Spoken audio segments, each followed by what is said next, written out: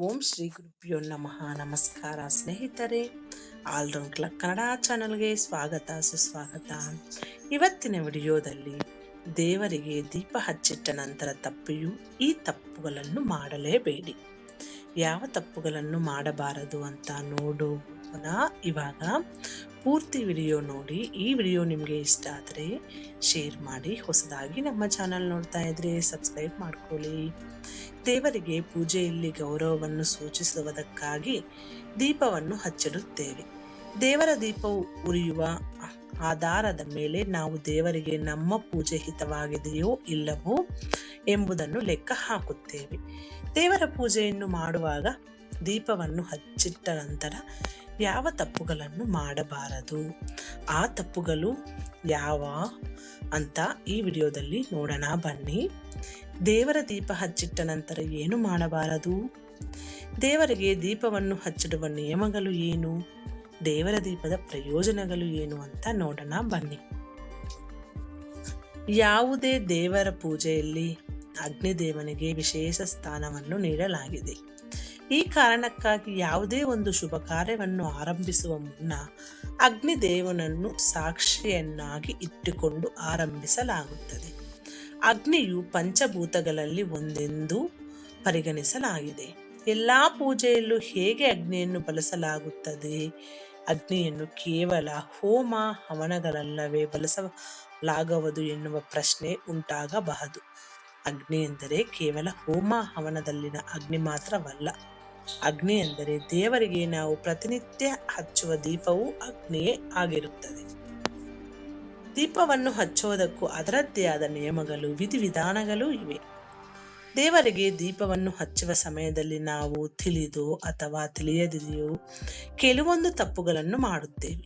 ಭವಿಷ್ಯ ಪುರಾಣದಲ್ಲೂ ದೇವರಿಗೆ ದೀಪ ಹಚ್ಚುವುದಕ್ಕೆ ಸಂಬಂಧಿಸಿದಂತೆ ಅನೇಕ ರೀತಿಯಾದ ನಿಯಮಗಳನ್ನು ಉಲ್ಲೇಖಿಸಲಾಗಿದೆ. ದೇವರಿಗೆ ದೀಪವನ್ನು ಹಚ್ಚಿದ ನಂತರ ನಾವು ಕೆಲವೊಂದು ತಪ್ಪುಗಳನ್ನು ಮಾಡಬಾರದು. ಆ ತಪ್ಪುಗಳ ಬಗ್ಗೆ ನಾವಿಂದು ತಿಳಿಯೋಣ ಬನ್ನಿ. ದೀಪವನ್ನು ಕದಿಯುವುದಾಗಲಿ ಆರಿಸುವುದಾಗಲಿ ಮಾಡಬಾರದು. ಒಮ್ಮೆ ನಾವು ದೇವರಿಗೆ ಹಚ್ಚಿಟ್ಟ ದೀಪವು ಮಧ್ಯದಲ್ಲೇ ಆರಿ ಹೋಗಬಾರದು ಎಂದು ಭವಿಷ್ಯ ಪುರಾಣದಲ್ಲಿ ಉಲ್ಲೇಖಿಸಲಾಗಿದೆ. ದೀಪ ಯಾವಾಗಲೂ ಎಣ್ಣೆಯಲ್ಲೇ ಖಾಲಿಯಾಗಿಯೇ ಅದೇ ಸ್ವತಃ ಆರಿ ಹೋಗಬೇಕು.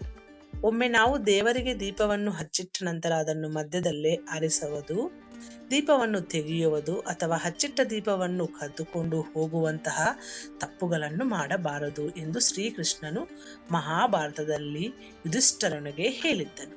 ಶ್ರೀಕೃಷ್ಣನು ಯುಧಿಷ್ಠರನಿಗೆ ದೀಪದಾನ ಮಾಡುವುದರ ಮಹತ್ವ ಹಾಗೂ ಪ್ರಯೋಜನಗಳನ್ನು ಕೂಡ ವಿವರಿಸಿದ್ದನು.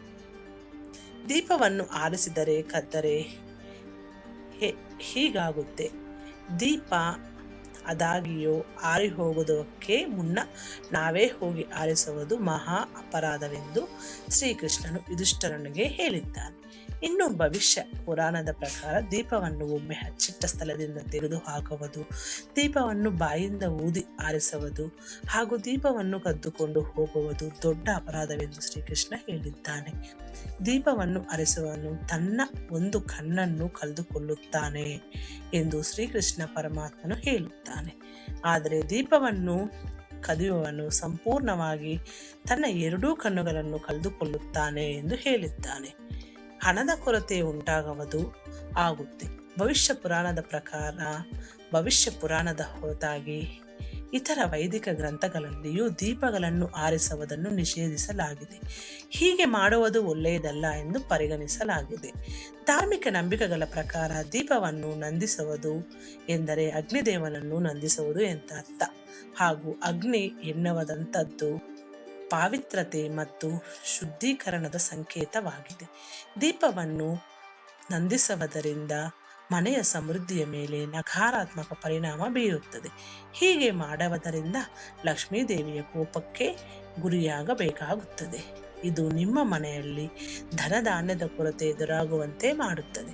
ದೇವರಿಗೆ ನಾವು ಒಮ್ಮೆ ದೀಪವನ್ನು ಹಚ್ಚಿದ ನಂತರ ಇಂತಹ ತಪ್ಪುಗಳನ್ನು ಮಾಡಲು ಹೋಗಬಾರದು. ದೇವರಿಗೆ ಹಚ್ಚಿಟ್ಟ ದೀಪದ ವಿಚಾರದಲ್ಲಿ ನಾವು ಈ ತಪ್ಪುಗಳನ್ನು ಮಾಡುವುದರಿಂದ ಜೀವನ ಪೂರ್ತಿ ಸಮಸ್ಯೆಗಳ ಸುಳಿಯಲ್ಲಿ ಸಿಲುಕುವಂತಾಗುತ್ತದೆ.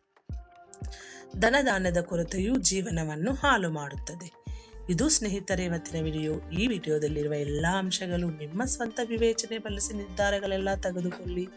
ಈ ವಿಡಿಯೋ ನಿಮಗೆ ಇಷ್ಟ ಆದರೆ ಶೇರ್ ಮಾಡಿ. ಹೊಸದಾಗಿ ನಮ್ಮ ಚಾನಲ್ ನೋಡ್ತಾ ಇದ್ರೆ ಸಬ್ಸ್ಕ್ರೈಬ್ ಮಾಡ್ಕೊಳ್ಳಿ.